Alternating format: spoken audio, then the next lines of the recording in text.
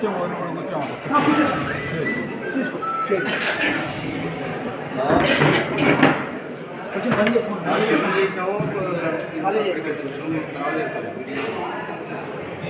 నమస్కారము. మనతో పాటు వెంకటరామరాజు గారు కోడూరు రైల్వే రిటైర్డ్, తర్వాత మనకు మిలిటరీలో పనిచేసి వచ్చి అద్భుత రైతుగా ఎన్నో అవార్డు గ్రహీత మనతో పాటు ఉన్నాడు. ఈరోజు సుదర్శన్ రెడ్డి గారిని మోటివేట్ చేయడానికి ఆర్గానిక్ ఫార్మింగ్ వైపు ఈరోజు ఆయన సలహాలు ఇవ్వవలసిందిగా కోరుచున్నాం. ఉదాహరణకు రెడ్డి గారు మీ దగ్గర పరిధులు ఉన్నాయి, నిధులు ఉన్నాయి, 5 సంఖ్య.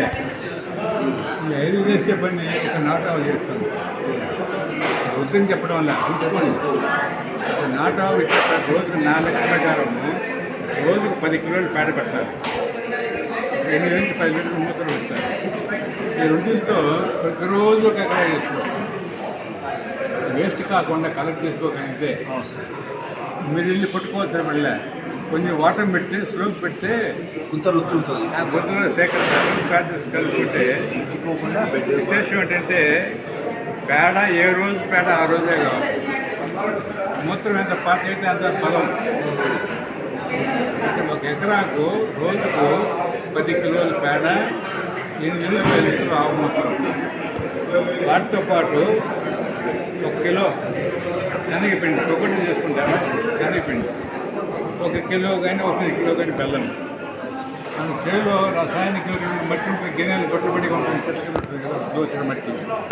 ఒక డ్రమ్ములో వేసి 200 లీటర్లు నీళ్లు పోసుకొని కలపెడితే రోజు ఉదయం మధ్యాహ్నం సాయంకాలం 3 పూటలు కలపెట్టాలి. రైట్ హ్యాండ్ సైడ్ లేకపోయి బాగా స్టర్ చేయాలి 5 నిమిషాల సేపు. ఆ స్టర్ చేసేటప్పుడు మీరు వందే గోమాత్రం చెప్తూ చేస్తే ఇంకొంచెం శక్తివంతం అవుతుంది. కాబట్టి ఆ విధంగా చేస్తే వేసవికాలం అయితే 4 రోజులకు తయారైపోతుంది కల్చర్. చలికాలం వానాకాలం అయితే 1 వారం పడుతుంది. ఇది నీడని పెట్టుకోవాలి. పైన పల్చటకుండా మన పాత పంచాయతీ ఈగలు పురుగులు రకాలు ఉంటాయి. దీన్ని 4 రోజులంతా బాగా కల్చర్ అయిపోతారు. దీనిలో గొప్పతనం ఏంటంటే పాడు చేయని భూమి ఏదన్నా ఉంటే కొత్త భూమి అనుకున్నాం 5,000 పెట్టలేదు.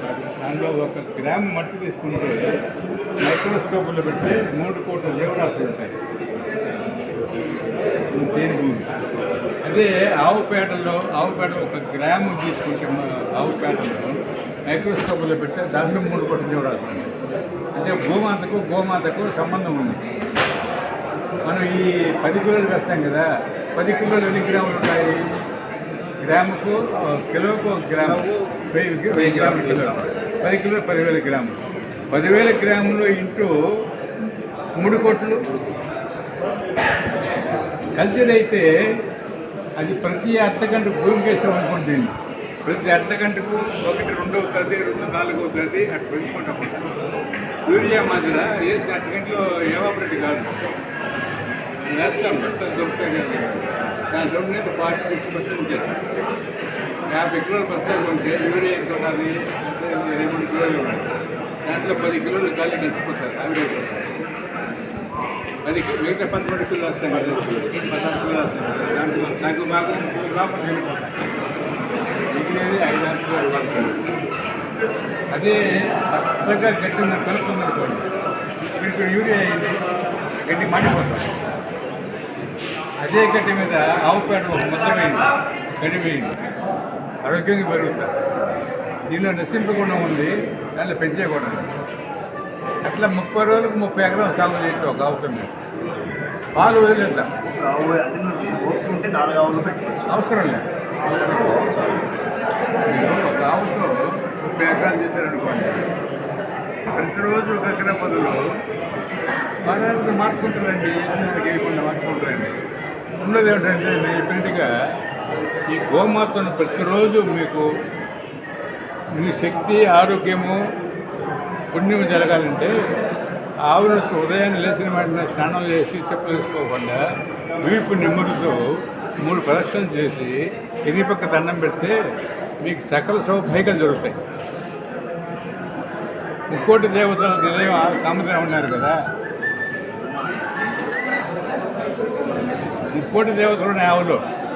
ముక్కుడు దేవతలు అంటే దేవతలు లేకపోయినా బ్యాక్టీరియా నేను చెప్తాడు నిన్న మీటింగ్లో బ్యాక్టీరియా మయం శరీరంతో మయం. జెర్సీ ఆవుకు దేశ వాళ్ళకు తేడా ఏమిటంటే జెర్సీ ఆవుకు ఈ మరి ఉంటుంది గ్రౌండ్, మన నెత్తిన చెండు ఉంటుంది కదా, చెండు. ఆ చెండు ఏంటంటే ఇది మనకు టీవీలు వచ్చినప్పుడు ప్రతి ఇంట్లో ఒక డిష్ పెట్టుకునేవాళ్ళం. గోళం.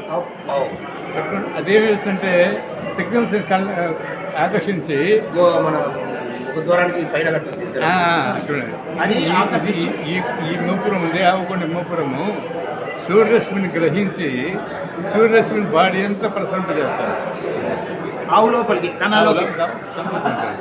అంటే సూర్యశక్తి, గోమాత శక్తి, అందులో దేవుళ్ళందరూ కూడా ప్రార్థించారండి. కామధేను పుట్టిన వెంటనే నాకు స్థానం కావాలమ్మా నీ శరీరం అని చెప్పంటే అందరూ ఆక్రమణ చేసుకున్నారు. లాస్ట్లో పోయినట్టు మహాలక్ష్మీదేవి నేను ఎక్కడికి వచ్చినందుకు నిలబడదని చెప్పంటే అన్నీ అయిపోయినాయి, మా ఖాళీలు ఏవో బుక్ అయిపోయినాయి, ఈ వెనుక పృష్ఠభాగాన ఖాళీగా ఉంది అంటే పేడ పెట్టే ప్రదేశం మరమావై ఉంది, అటు ఉండొచ్చు అని చెప్పింది. మహాలక్ష్మి మాట పేడ అంటే మహాలక్ష్మి అని అర్థం.